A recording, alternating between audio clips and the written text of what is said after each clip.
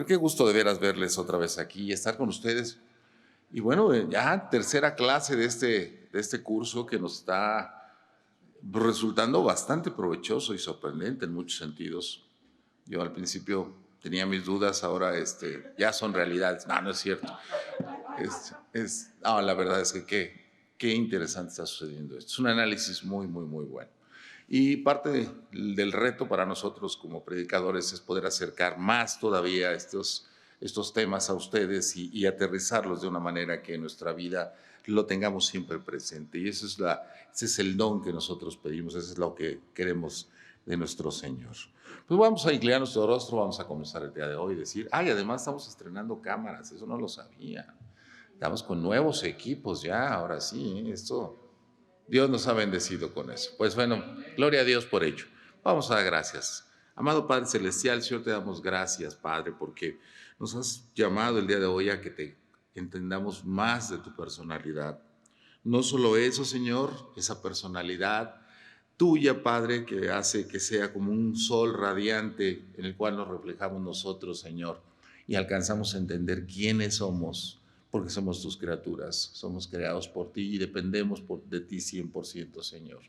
Ayúdanos, pues, en el día de hoy a poder entender todo acerca de los peligros que suceden en nuestra fe sobre las falsas plataformas, Señor, sobre las cuales principalmente el adulterar tu conocimiento trae como consecuencia que tengamos una visión errónea y por ende, Señor, peligrosa para nuestra salvación. Te damos gracias por tocar estos temas no fáciles, te damos gracias por ello en el dulce nombre de Jesús. Amén. Como bien les decía, me da mucho gusto ya volver a este tema, volver a este curso. Ya llevamos tres semanas y bueno, pues cada día yo veo que tienen que esforzarse más como alumnos. He visto algunas personas que sí me han dicho, oye, es que me es difícil, me es complicado. Pero créanme que hay que esforzarnos, hay que leer, hay que aprender a leer, hay que volver otra vez a la escuela para estar con esto y irnos metiendo cada día más profundamente en todo esto. Voy a iniciar como inicio la lección con Judas. Vamos a la carta de Judas, vamos al versículo 3, porque es una parte importantísima de la revelación en la cual nosotros vamos a caminar para poder entender estos 4 puntos, los cuales son bombardeados constantemente por la falsa enseñanza. Dice así Judas, versículo 3. Amados, por la gran solicitud que tenía de escribiros acerca de nuestra común salvación, me ha sido necesario escribiros, exhortándoos que contendáis ardientemente por la fe que ha sido una vez dada a los santos. Es una carta pequeña, pero es una carta muy sustanciosa y nace de una necesidad.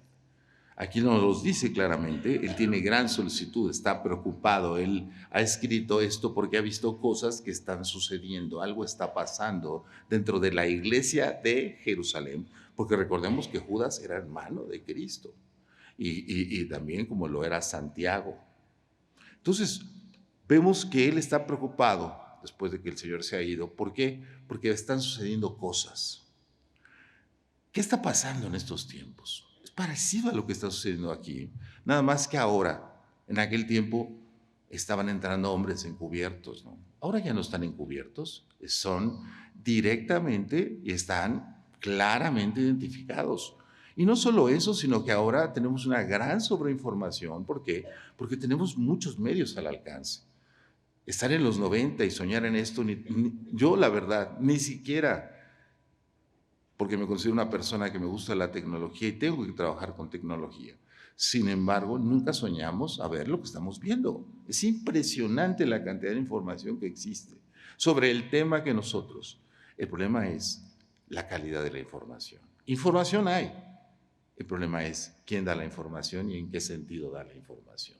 Entonces estamos viviendo esta preocupación tan grande y él decía, primero, antes que nada, de entender que estoy escribiéndole a aquellos acerca de nuestra común salvación. Esto me gusta mucho. ¿Por qué? Porque hemos entendido que el final de todo esto es la muerte. Y la muerte, la resurrección y la salvación. O sea, entendámoslo como en ese sentido.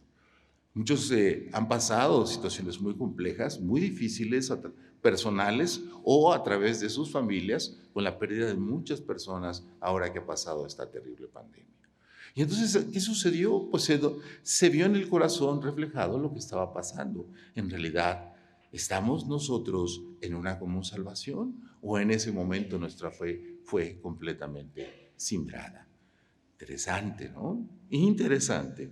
Y me es necesario, vuelvo otra vez a utilizar la misma palabra, a escribiros, exhortándolos. La exhortación. ¿Qué quiere decir? Que dentro de de la iglesia de Jerusalén, había pasividad en cierto sentido. ¿Por qué? Si Él está exhortándonos para que contendáis ardientemente por la fe, quiere decir que había pasividad. Entonces, hay pasividad muchas veces. Y sí es cierto, la inteligencia de poder defender la fe es algo que debemos pedirle a Dios.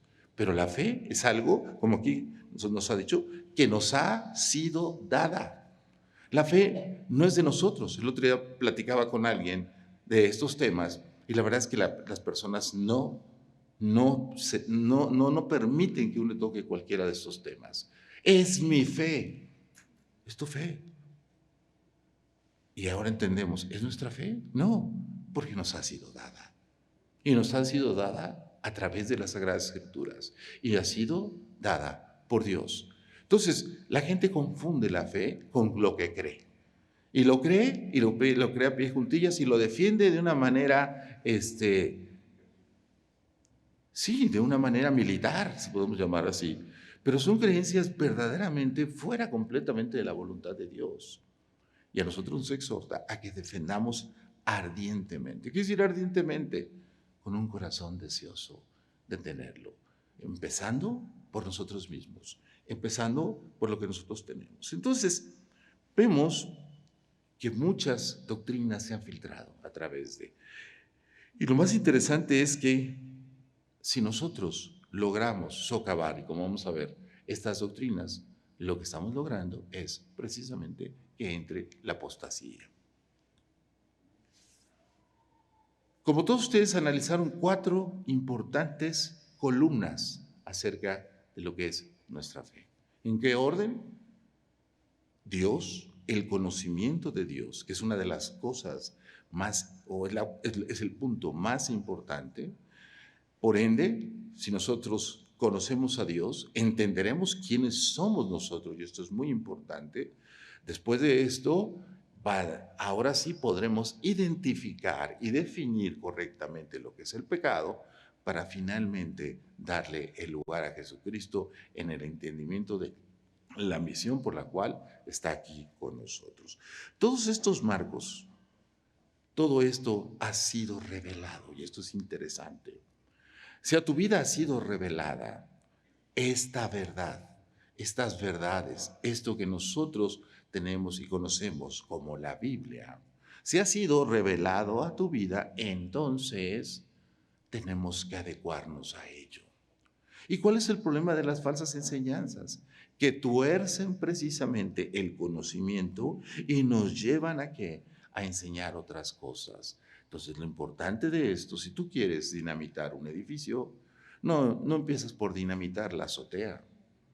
Si tú quieres dejar algo inestable, algo que se caiga inmediatamente, lo que tienes que hacer es poner en la cimentación los cartuchos de dinamita y verás que eso se va a colapsar. Entonces, ¿qué es lo que hacen las falsas enseñanzas? Dinamitan precisamente los fundamentos sobre los cuales se sustenta la palabra de Dios. ¿Y saben cómo le llaman ahora a eso? Deconstruir. Vamos a deconstruir las verdades bíblicas porque probablemente no las hemos entendido en un correcto marco de referencia. Tenemos un Dios, el cual estudiamos y aprendimos que se mueve en los ámbitos diferentes. Es perfecto y matemático su manejo que tiene del universo. Y cada que volteamos nosotros al cielo y cada que vemos y platicamos con los entendidos respecto a la astronomía, nos quedamos sorprendidos de la perfección, de la maravilla que implica el manejo del universo. Alguien decía, no es que una vez a Dios se le ocurrió aventar una pelotita por el universo y la pelotita botaba por todos lados. No, todo se maneja con leyes perfectas. Todo se maneja con cosas tan complejas para el entendimiento humano. Y es tan grande y es tan maravilloso que todo ese universo nos habla del poder de la creación de Dios. Y si tú tuvieras la posibilidad de tener un microscopio y miraras y miraras y miraras y miraras y miraras, verías que hacia adentro hay otro universo. Hay otro universo. ¿Y qué alcanzamos a mirar nosotros? Creo que hasta los neutrinos, es todo lo que podemos mirar. Pero adentro de eso hay más universos. Esto es símbolo inequívoco del precioso Dios que nosotros tenemos.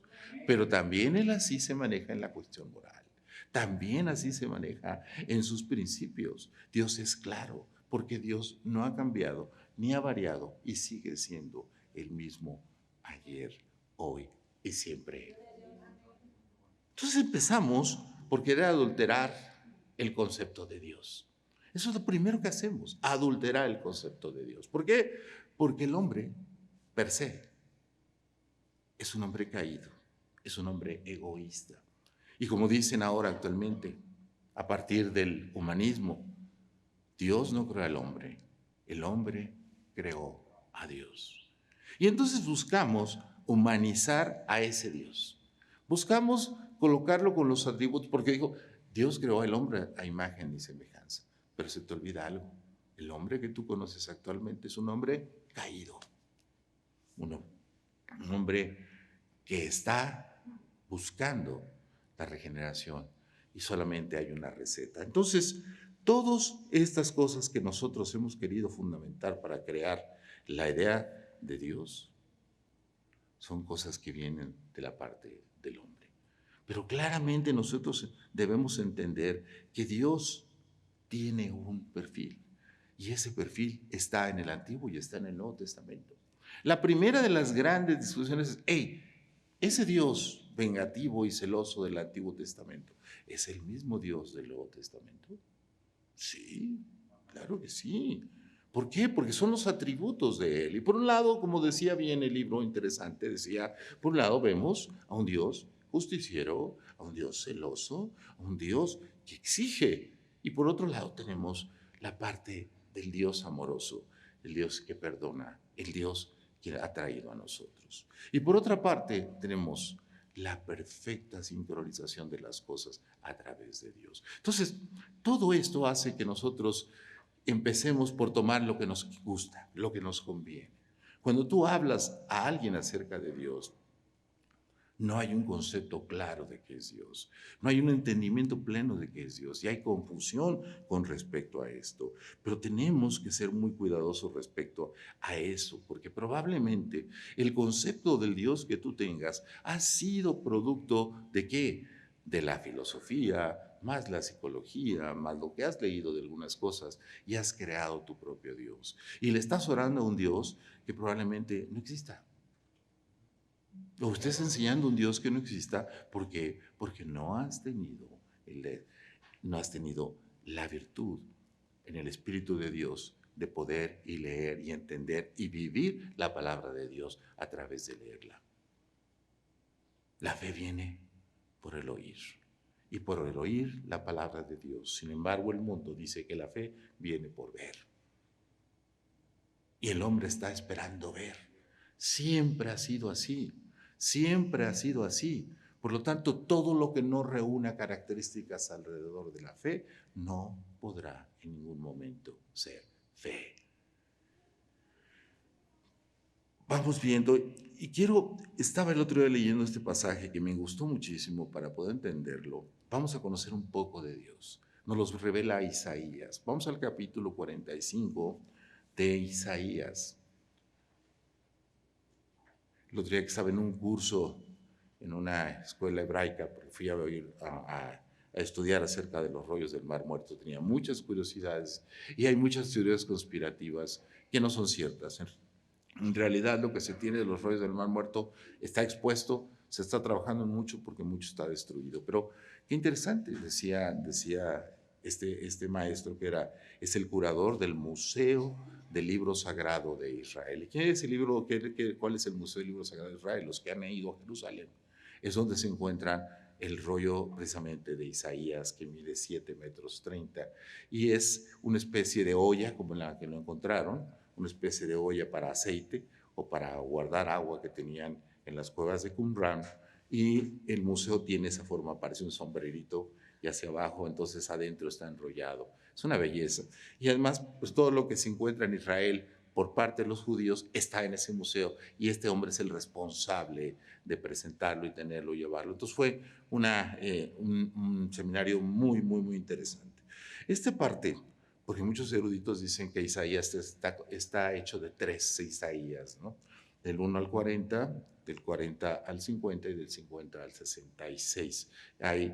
Del 1 al 40 es el Isaías original y después vienen algunos de la escuela de Isaías, pero de todas maneras para ellos está espirituado para los judíos, ¿no? Nosotros entendemos que es una sola. Pero fíjese qué interesante, porque nos va a hablar Isaías de algo que va a pasar hacia el futuro, una rebelión, un problema importante. Es algo del futuro de él en el pasado nuestro. Y allá detrás de los montes sagros que están en la tierra de la media luna, 3 pueblos de pastoreo empiezan a aliarse: los elamitas, los medos y los persas. Y van a rebelarse contra el imperio más fastuoso y fabuloso de su tiempo, el imperio babilónico. Fíjense cómo habla Isaías a Dios para que lo refiera respecto a Ciro. Levanta a Ciro. Ciro, que la historia le conoce como Ciro el Grande, por algo, la rebelión contra la gran Babilonia. Y así dice el versículo 1. Jehová a su ungido Ciro. ¿Quién lo ungió? Dios. Dios lo tomó. Dios lo tomó. Un extranjero. Dios de otra adoración. Alguien que estaba lejos de él, pero que sin embargo nos muestra con esto que Dios tiene pleno control sobre todas las cosas. Cuando tú te sientas preocupado, cuando tú sientas que no está bajo tu control, porque el ser humano tendemos a ser controladores, pero cuando nosotros dejamos al ámbito de Dios las cosas, estén seguros de que están bajo buenas manos y que las cosas deberán tomar el curso que van a tomar. ¿Por qué? Porque Dios tiene control. Y es parte de la fe que nosotros hemos adquirido. Al cual tomé yo por su mano derecha, como un niño. ¿Cómo tomas a un niño? Lo tomó como a un niño. ¿Y lo hizo para qué? Para sujetar naciones delante de él y desatar lomos de reyes. Fíjense, para cambiar por completo la configuración, para tomar naciones, pero también para liberar naciones. Y dice, para abrir delante de él puertas, y a las puertas no se cerrarán. Yo iré delante de ti y enderezaré los lugares torcidos, quebrantaré puertas de bronce y cerrojo de hierro. Y cerrojos de hierro haré pedazos. Y te daré los tesoros escondidos y los secretos muy guardados para que sepas que yo soy Jehová, el Dios de Israel. Fíjense, todo lo que le está cediendo a este hombre, todo el poder que le está cediendo a este hombre, ¿para qué? Para que vuelva otra vez Israel a donde pertenecía. Porque acuérdense que a la caída de Babilonia, los reyes que siguieron a Ciro, Darío y todos los que siguieron a él, vieron con buenos ojos el que regresara el pueblo a su tierra original. Dios se acuerda de su pueblo y lo está haciendo a través de iniciar con esto, con la destrucción de Babilonia, de la Babilonia antigua, de la Babilonia neolítica, como le llaman. Y el Dios de Israel, que te pongo nombre, por amor de mi siervo Jacob y de Israel, mi escogido, te llamé por tu nombre. ¿Por qué lo está haciendo Dios? Lo está haciendo por la promesa que le hizo al pueblo de Israel. Lo va a tomar a él, un monarca extranjero, lo va a levantar, los va a unificar, los va a hacer poderosos y los va a enfrentar a Babilonia. Que además la historia habla de que fue una conquista muy sencilla porque hicieron una artilugio muy interesante. Te llamé por tu nombre y te puse sobrenombre, Ciro el Grande. Aunque no me conociste, yo soy Jehová y ninguno más hay, no hay Dios fuera de mí. Fíjense lo que está diciendo. Fíjense lo que está diciendo. Yo fui el que te levanté, yo fui el que te puse ahí. Yo soy ese Dios poderoso y fuera de mí no hay nadie, no hay nada, no hay dioses, no hay creencias, no hay santos, no hay nada, no hay nada religiosamente. Dios lo es todo. Yo te enseñaré aunque tú no me escogiste. 2 veces le dice, no me conociste y aunque tú no me escogiste. Yo te enseñaré aunque tú no me conociste para que se sepa desde el nacimiento del sol y hasta donde se pone que no hay más que yo y yo Jehová ninguno más que yo, que formo la luz y creo las tinieblas, que hago la paz y creo la adversidad. Yo soy Jehová el que hago todo esto. Se está luchando una batalla que va a cambiar el mundo conocido en ese momento. El mundo completo. Porque estos imperios, a excepción del imperio chino que se desarrollaba independientemente mucho hacia el oriente lejano, estos pueblos tenían el completo control de todo. Y cruza los montes sagros, cierra el río Éufrates e invade Babilonia. ¿Y en qué momento, además, ustedes conocen la historia de Daniel, ¿no? Y todo lo dice y dice, por ejemplo, voy a ir un poquito más rápido. En el versículo 8 al final dice, yo Jehová lo he creado, ay del que pleitea contra el hacedor. 12, yo hice la tierra y creé sobre ella al hombre.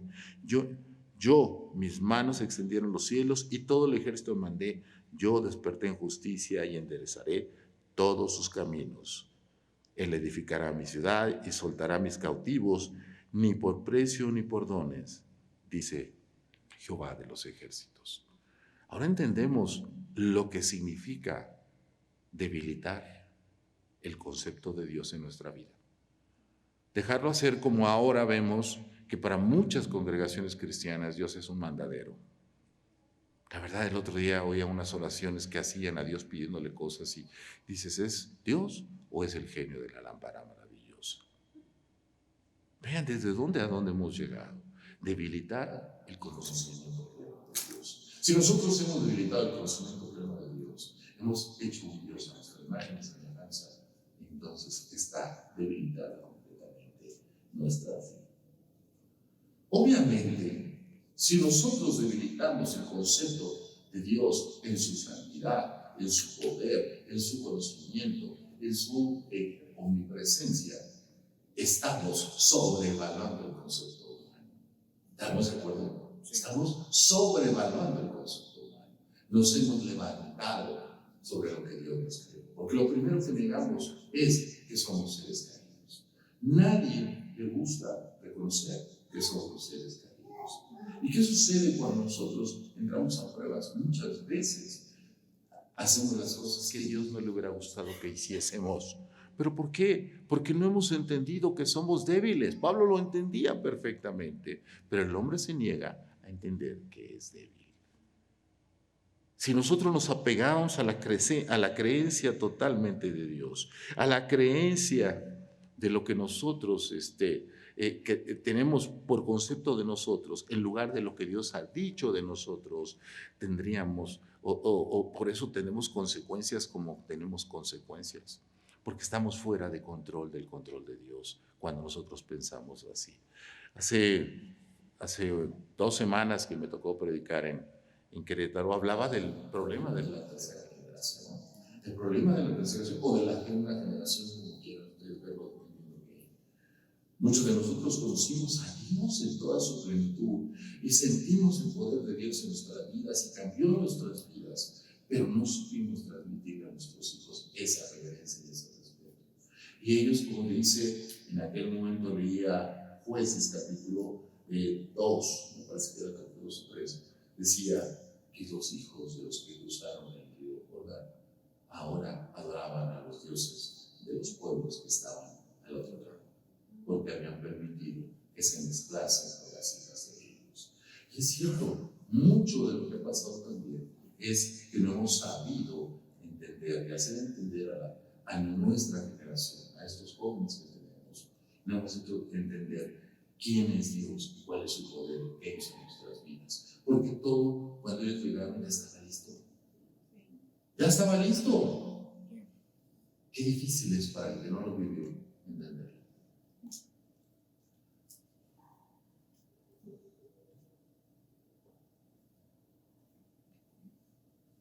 Si tenemos un concepto equivocado de Dios, tenemos un concepto equivocado de nosotros. Si tuviésemos un concepto correcto de Dios, muy difícilmente podríamos tener alguna desviación del conocimiento de nosotros, del pecado y de lo que vino a ser Cristo por nosotros. Quiero que hagamos un análisis muy interesante, creo que vale mucho la pena, de un pasaje que los evangelios sinópticos narran casi en forma paralela.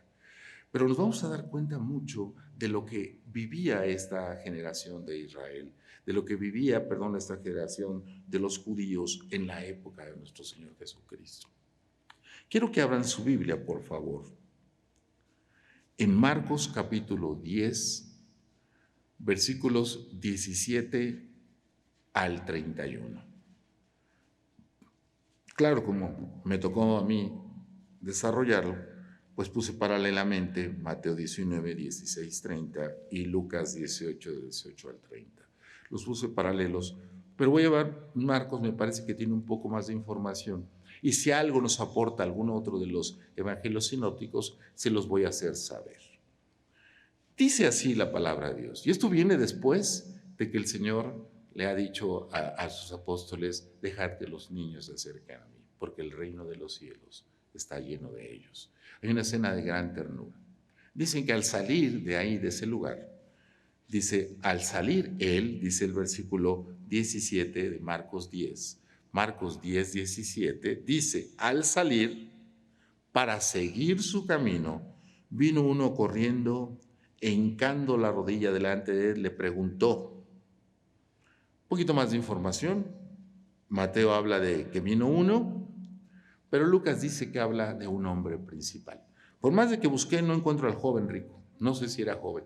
Yo supongo que sí, pues si digamos que la esperanza de vida era de 50 años, pues entonces alguien joven, para nosotros un hombre de 50 es joven, ¿o no? ¿Verdad que sí? Joven. Era un tema conceptual nada más. Era un hombre principal. Entonces vino delante de él y le preguntó, fíjense cómo le preguntó. Maestro bueno. Los tres evangelios lo refieren igual. Le preguntó maestro bueno. Uno no le dio la importancia, dice que acercó, el otro dice que hasta 5 y el otro dijo es un principal. O sea, era alguien importante. Alguien se acercaba al maestro. En poco tiempo Jesús ya tendría que entrar a Jerusalén, pero todavía estaba predicando alrededor de Galilea. Y la pregunta que todos nos hacemos, ¿qué haré para heredar la vida eterna? ¿Qué debo hacer para ser salvo? Es una pregunta válida, es una pregunta valiosa. Se la hizo Nicodemo, pero Nicodemo vino de noche, ¿se acuerdan? Dice Juan 3, y vino de noche. Pero ese hombre no tuvo temor, se acercó. Algo trama. Se acercó a él, se hincó y le dijo, maestro bueno. La primera respuesta que dio Cristo fue lo siguiente. Jesús le dijo, ¿por qué me llamas bueno? Fíjense, a mí me llama mucho la atención la palabra que usa bueno. Porque nosotros para todo hablamos de bueno. Todo está bueno, todo está bien, nuestra vida es buena, nosotros somos buenos, todo es bueno. Sin embargo, para un judío decir bueno, solamente Dios alcanzaba esa característica. En principio, vivir bajo el influjo de la ley diaria, que además dejen decirle que esto seguramente al ser principal era un fariseo. Y el fariseo pues es el antecedente del sistema rabínico que conocemos. Para este tiempo, los fariseos eran vencedores, habían triunfado, porque en la época de los reyes asmoneos, que venían de descendientes de Juan Hircano, muchos fueron crucificados porque ahí habían ganado los saduceos. Sin embargo, para la época de Herodes el tetrarca, ellos se habían reivindicado y eran la mayoría religiosa pudiente, la que imponía, como lo vemos en el capítulo 21 de Mateo, la que imponía cargas sobre la gente, aquellos a quien Jesús les llamó hipócritas, sepulcros blanqueados. Lean esa parte, es muy interesante porque ahí nos hará entender claramente la posición de la religiosidad de las personas. La gente basa la creencia de salvación en su religiosidad, en el concepto que ella creó acerca de las bases. ¿Para qué? Para ser salvo. Y eso, discutir contra alguien de esto es muy complicado, porque necesita tener las bases de la Biblia para poder entender. Pero le dijo, ¿por qué me llamas bueno? Ninguno es bueno, sino solo uno, Dios. Y le dice, ¿sabes los mandamientos? Si yo te dijera hoy, ¿sabes los mandamientos? Todos me los dirían. Pero fíjense qué curioso.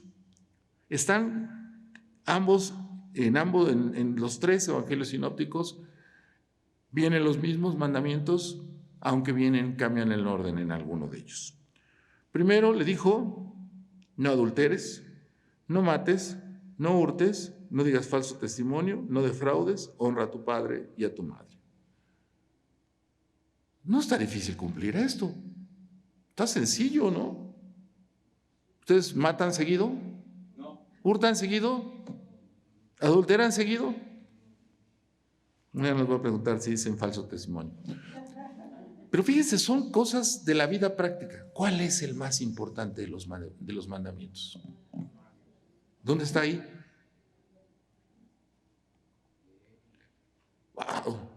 Wow, el Señor sabía de lo que hablaba.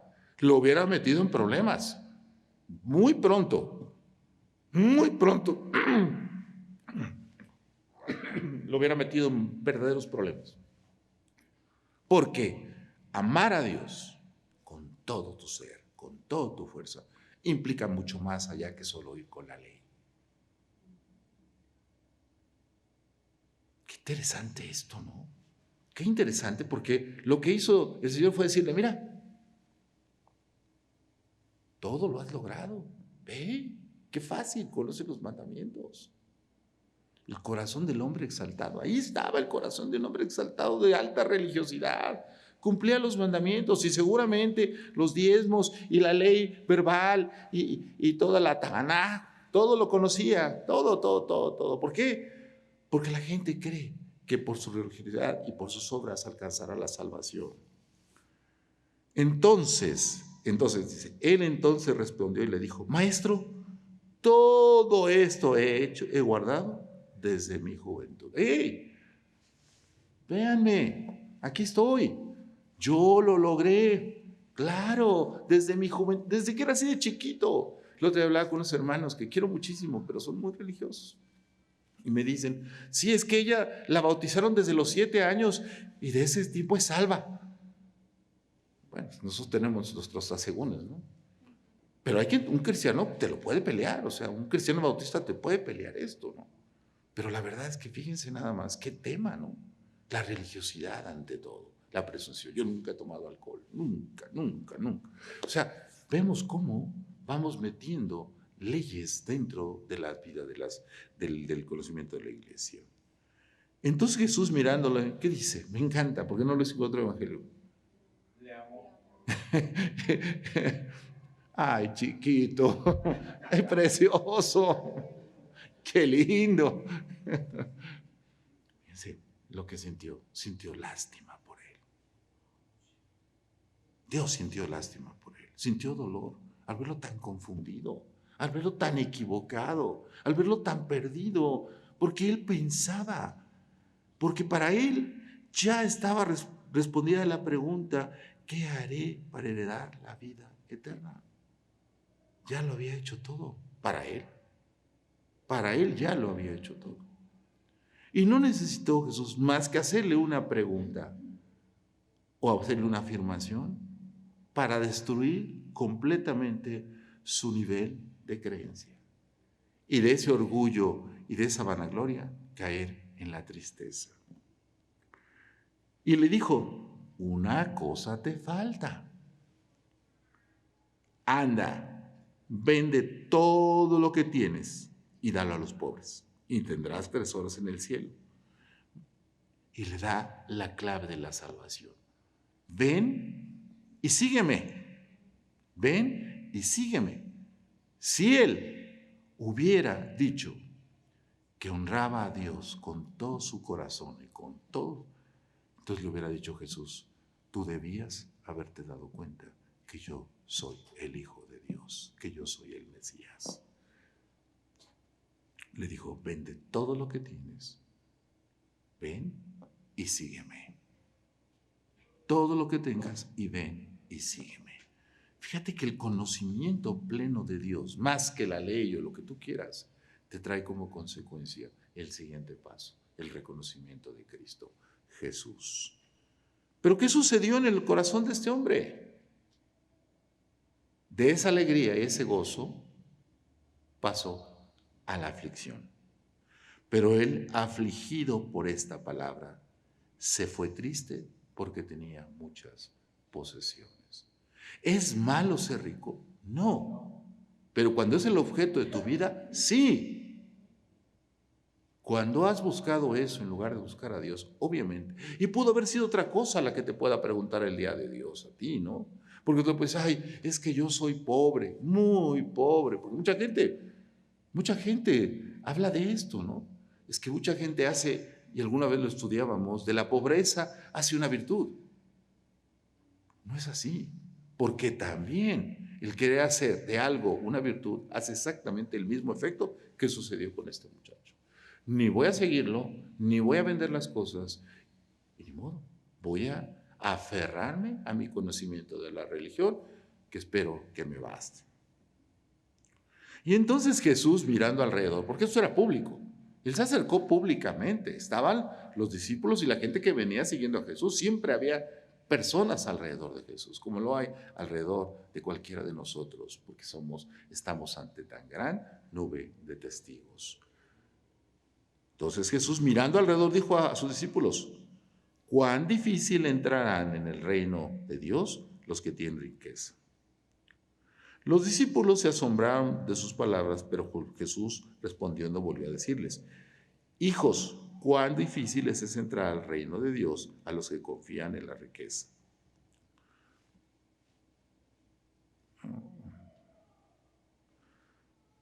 Más fácil es pasar un camello por el ojo de una aguja que entrar en el reino de Dios. Pero fíjense cuál fue la reacción de los apóstoles. Es decepcionante la reacción de los apóstoles. Es decepcionante. No habían entendido nada en 2 años y medio, no habían entendido nada.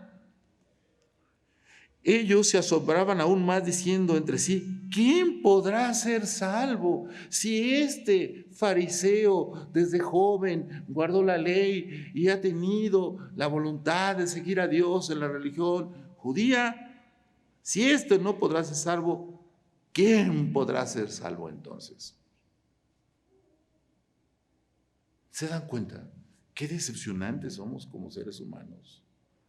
¿No te ha pasado que has llevado años hablando de la palabra de Dios con alguien y te voltean y te dicen, pues que no es lo mismo aquello que esto, después de dar clases por 5 años? ¿No te ha pasado? No entendimos nada. El Espíritu de Dios no habita tu vida. Sigue siendo el mismo, pero ahora cambiaste de religión. No es todo lo que hiciste. Te cambiaste el escudo. Antes le ibas a las Chivas y ahora le vas a la América. Bueno, no sé si eso se pueda, ¿no? A lo mejor es más complicado todavía. Bueno, antes le ibas a los Vaqueros y ahora le vas a Pittsburgh. Menos, ¿verdad? Pero es cierto, o sea, esa es una de las grandes cosas que tenemos por no entender a Dios. Si no entiendes a Dios, vas a hacer cosas terribles. Vas a hacer cosas terribles. Y ahora, ¿quién podrá salvar? No, esa es otra. Pero es cierto, la verdad. El hombre sigue mirando al hombre. El hombre no mira a Dios, mira al hombre. Y ellos veían en ese un garante de lo que tenía que ser alguien que iba a alcanzar la salvación. Sin embargo, Jesús ya lo había, con una pregunta, lo había desechado en su religión. Entonces Jesús mirando dijo, para los hombres es imposible, para Dios no, porque todas las cosas son posibles para Dios. Sígueme. Y en este pasaje es la única vez que dice, porque los otros dos sinópticos no hablan de la cruz, pero dice, toma tu cruz y sígueme. Y el de hablar de una cruz en ese tiempo no es lo de ahora. No, es que yo tengo un hijo que es terrible, es mi cruz, ¿no? Así dicen, ¿no? Ellos tenían la horrible costumbre de caminar por los caminos y ver gente colgada muriendo en una cruz, porque era la manera en que el Imperio Romano castigaba a los que se rebelaban de alguna manera. Era la manera más brutal para que no lo volviese a hacer nadie más. Entonces imagínense lo que eso significaba. Pero este joven se fue, siguió a su religiosidad. Y seguramente cuando llegó el momento de que Jesucristo estaba con Poncio Pilatos, era de los que gritaba, crucifícale, crucifícale. Como muchos de nosotros estuvimos ahí gritando, crucifícale, crucifícale, porque no hemos entendido el poder de Dios. Entonces, Pedro comenzó a decirle, aquí nosotros lo hemos dejado todo y te hemos seguido. Respondiendo Jesús, de cierto os digo que no hay ninguno que haya dejado casa, o hermanos, o hermanas, o padre, o madre, o mujer, o hijos, o tierras por causa de mí y del Evangelio, que no reciba 100 veces más ahora en este tiempo, casas, hermanos, hermanas, madres, hijos, tierras, con persecuciones, y en este siglo venidero, la vida eterna. Pero muchos primeros serán postreros y los postreros serán primeros. ¿Se dan cuenta? ¿Se dan cuenta? ¿Se dan cuenta cómo el Señor sí está al pendiente de nuestras vidas? Sí está al pendiente de nosotros. No es un tema de religiosidad, es un tema de relación. Es una gran diferencia. Por eso tenemos que tener esa relación con Dios, porque en el momento que nosotros perdemos de la relación, nos pasa como esos globos de Cantoya, empezamos a subir. Y entre más subimos, más alejados estamos de Dios. ¿Por qué? Porque vamos llevando las características del hombre, haciéndolas llevándolas y mostrándolas en diferencia contra las características de Dios. Tercer hermoso tema, un concepto equivocado del pecado. Apocalipsis 18, versículos 3 y 4. Apocalipsis 18, versículos 3 y 4. Esto también lo toqué en la primera clase y me pareció muy interesante, porque dice, porque todas las naciones han bebido del vino del furor de su fornicación, y los reyes de la tierra han fornicado con ella, y los mercaderes de la tierra se han enriquecido de la potencia de sus deleites. Y oí otra voz del cielo que decía, salid de ella, pueblo mío, para que no seáis partícipes de sus pecados, ni recibáis parte de sus plagas. Un concepto equivocado del pecado. Lo que a mí más me pareció interesantísimo es que aquí está hablando acerca de que el pueblo está dentro. Pueblo mío, para que no seáis partícipes de sus pecados, ni recibáis parte de sus pecados. ¿Qué es Babilonia? Mucha gente me dice, ¿es una ciudad que va a ser destruida? No, porque habla de que cuando venga el fuego eterno de esa quemazón, de esa miseria, subirá eternamente por los siglos de los siglos, lo dice en versículos atrás. Y dice que todos han bebido de ese furor, que todos han pecado, que han fornicado, que han hecho mercaderes alrededor de él y se han recrecido con como dice, con la potencia de sus deleites. Babilonia es un concepto. Babilonia es un término. Babilonia es algo que implica eso de vivir bajo pecado, de la seducción de las cosas que hay alrededor en el mundo. Eso es lo que sucede. Permitir que nosotros esa seducción entre a nuestras vidas y empiece a seducirnos. Habla de seducción, habla de furor, habla de enriquecimiento, habla de deleites, todo esto de las sensaciones, todo esto, Dios quiere, Dios quiere que nosotros sintamos, claro que sí, nos dio sentidos para sentirlo, pero no hacer de la vida el deleite lo que se busca. Entonces, ahí empieza el principal. Entonces, el pecado, cuando no se comprende, hace que nosotros sin querer empecemos a justificarlo. Ahora los doctores dicen que no es pecado, es enfermedad. Lo estamos viviendo actualmente. Ya no es pecado estar vistiendo como mujer si eres hombre. No. Ya no es pecado. Es una forma de ser. Y cada cosa que nosotros vamos viendo, vamos dándonos cuenta cómo va sucediendo. ¿Pero qué es el pecado en sí? El pecado es transgredir las cosas que Dios nos estableció, haciéndolo de palabra, haciéndolo de hecho, haciéndolo de pensamiento. Eso es el pecado. Dios dice, pecado es una rebelión contra la voluntad de Dios, es una forma en la naturaleza que heredamos de nuestros progenitores. Fíjense, así lo decía el autor, me pareció interesantísimo. Dios dice que es un acto contra la fe y contra el amor y la misericordia de Dios. Todo eso es lo que es el pecado. Todo eso es lo que hemos permitido. También nos habla de una rebelión contra la autoridad constituida de la majestad de Dios. Dice que el pecado es iniquidad, que se ha atrevido y es atribuible personalmente a todos los que lo cometen. Esa es otra de las cosas que me parecen increíbles. Hacemos una cosa y culpamos a los demás. Hemos perdido la capacidad de decir, sí, lo hice yo, perdóname. No, es que me agarraste en mal momento. No, es que fíjate que ese día pararon el periférico y estaba bloqueado por los de Ruta 100 y pues yo llegué y pues estaba yo fuera de mis casillas. Nunca tenemos esto. Pero lo dice Ezequiel, el que dice, el alma que pecare, esa morirá. Entonces, si nosotros tenemos un concepto erróneo de Dios, tenemos un concepto erróneo de nosotros, tenemos un gran concepto del pecado. Hemos quitado al pecado todo lo malo que puede ser y lo logramos justificar. Y por ende, el concepto que nosotros tenemos ahora de Cristo también es un concepto, como decía, descafeinado. ¿Por qué? Y eso es lo triste, yo creo que es lo más fuerte.